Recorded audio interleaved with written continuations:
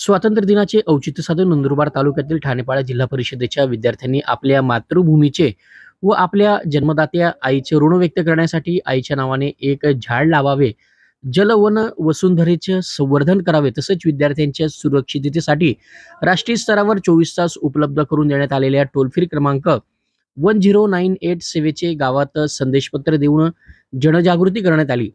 नंदुरबार तालुक्यातील ठाणेपाडा येथे स्वतंत्र दिवस अत्यंत उत्साहात पार पडला। संदेशपत्राचे अनावरण दिनांक 5 ऑगस्ट रोजी जिल्हा परिषदेचे माजी सदस्य देवमन पवार, गावातील सेवानिवृत्त अधिकारी YM पवार, जिल्हा शिक्षण व प्रशिक्षण संस्थेचे प्राचार्य राजेंद्र महाजन व वरिष्ठ अधिव्याख्याता रमेश चौधरी, ज्ञानप्रकाश फाउंडेशनच्या जिल्हा समन्वयक क्रांती सोनवणे, गावातील पालक व ज्येष्ठ नागरिक यांच्या हस्ते आयोजित पालक सभेत करण्यात आले। तदनंतर गावकऱ्यांनी वृक्षारोपण व विद्यार्थी सुरक्षेचा संदेश देणारे पत्र गावातील चौकात व आपल्या दुकानांवर तर काहींनी आपल्या वाहनावर लावली। त्याचप्रमाणे विद्यार्थ्यांच्या आवाहनाला प्रतिसाद देत अंगणात, परिसरात, त्याचप्रमाणे शेतात मुलांच्या हातून झाड लावून त्यांची ऑनलाईन नोंदणी करण्यात आली।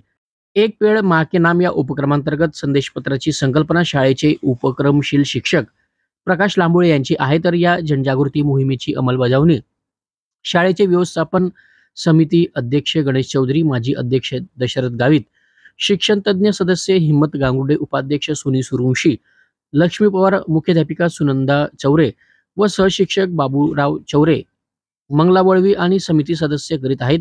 तर या उपक्रमासाठी मार्गदर्शन गट शिक्षणाधिकारी जयंत चौरे, शिक्षण विस्तार अधिकारी SN पाटील, केंद्र प्रमुख जुबेर तांबोळी यांचे लाभले।